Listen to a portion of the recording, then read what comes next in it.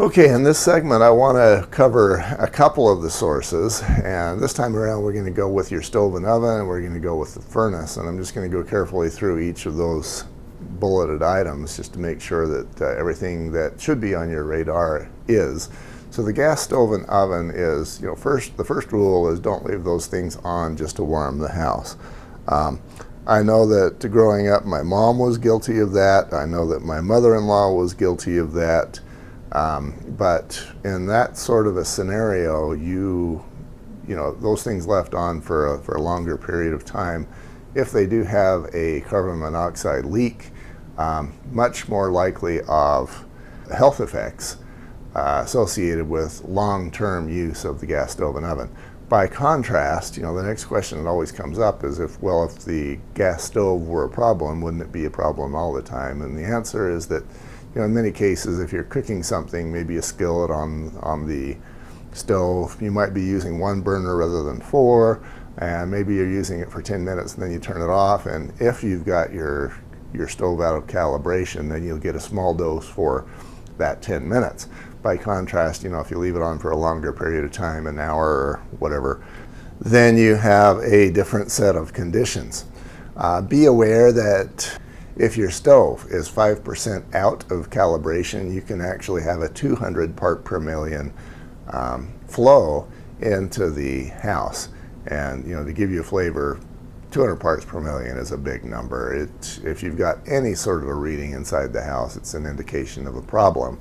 Don't cover the pans on your stove. So, for example, a lot of homeowners will realize that it's kind of a pain, especially with a gas stove, to try and clean and scrub the bottom side of that gas burner.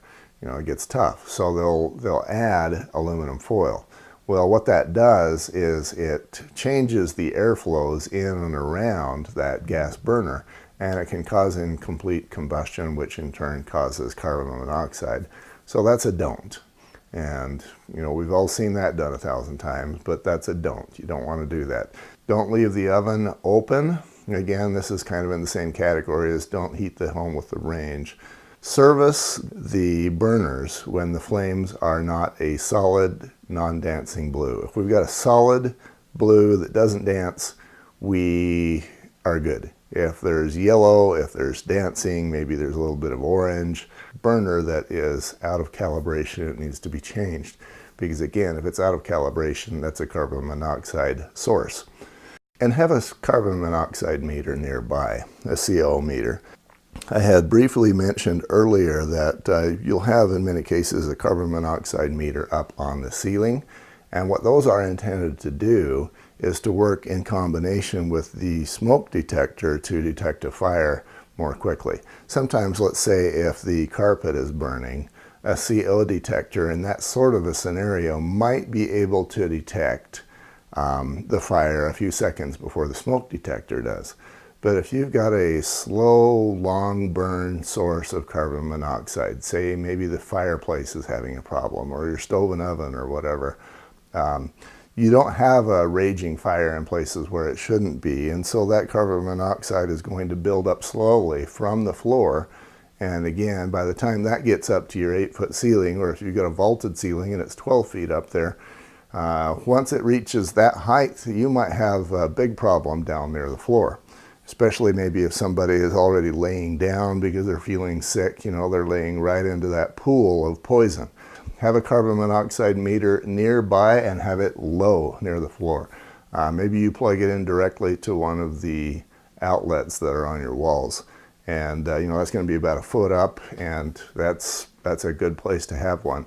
You want to have those in areas that have a potential carbon monoxide leak. So kitchen, furnace, water heater, fireplace, any one of those.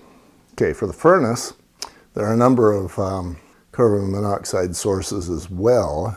One thing you can have is a blocked chimney, and that can happen in a number of ways. As the home inspector, I see where raccoons love to get into chimneys, and they'll block those that way. They can have their pups there, and you can imagine what would happen if the raccoon, I have stories.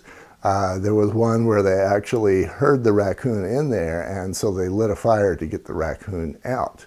So any number of bad things could happen. One is that the raccoon actually doesn't get out and dies, and now they've got carbon monoxide that is trying to leave with the fireplace, through the fireplace flue, and it can't, so it's going to actually kill the people inside the house. You can imagine a number of other scenarios, but it's not good.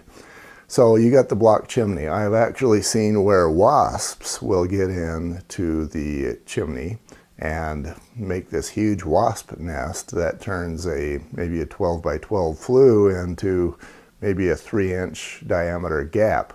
And so again, you've got carbon monoxide that is not leaving through the flue, so it's going back out into the house. Similar sort of thing can happen with backdrafting. Now, to explain this, let's say that you've got the fireplace on, whether it's gas or wood or whatever, and that fire is trying to leave. Especially if it's gas, it can be kind of scary because wood fires come with smoke, gas fires do not. But then let's say that maybe you have the bathroom fan on, let's say that you have the dryer on, and those appliances are causing air to leave the home. So now the home is saying, hey, I need replacement air from somewhere. And so the chimney becomes the first candidate for replacement air. And now if we got the fireplace on too, then instead of air leaving the home, you've got this backdraft coming into the house. And that backdraft is carrying all the carbon monoxide that should have been leaving the home, but is not. So under these sorts of conditions, you've got a potentially deadly environment, and the homeowner would never think, for example, that having the bathroom fan on and or other things, the dryer, could actually create a deadly condition. One answer to that is actually to have the combustion air source, which is required for for all newer homes. Another related story that I have that is telling is I actually read in the newspaper, and this was a number of years ago, where an old lady had died. And what had happened, and this was a carbon monoxide poisoning, but she didn't have a lot of money and she had a roof that needed to be replaced. So she hired the cheap guy. He went up and he kind of sort of knew how to do the job, and he was doing his thing the first day, stripping stuff off and prepping, and then he left his tools up there at night. And he came back the next day and he knocked on her door to let her know that he was going to get started again. And she didn't answer the door. So he banged a little harder, and eventually he called the police. He says, my customer, this lady, is not answering the door. So they broke through the door and they found her, and she was dead. And it turned out that what happened is this roofer, he was probably just a handyman, somebody that needed the paycheck, but he had left his tools on top of her chimney flue. And so with his tools blocking the flue, the carbon monoxide that was trying to leave the home through that flue could not, and it killed her. Critter nests. I'd mentioned the raccoons. Sometimes you can get birds in there, whatever it is, and just have that be on your radar. The burn chamber in the furnace can crack, especially when they're older and or in poor condition. And then you get that crack, then you get the carbon monoxide that can transfer between what should be clean air and what should be exhaust air. And then lastly, you got holes in the flue. Now I'm thinking of the home that I grew up in. That home was built in 1959, and my dad used to like to build these big roaring fires. And what would happen is we'd get the creosote inside the flue, and then the creosote with the new big roaring fires, the creosote would light on fire, and now you've got a fire that's not only in the fireplace, but it's also all the way through the flue. And of course, that is completely uncontrolled. If you've got holes in the flue, now you're spreading that fire into the attic and the house burns down.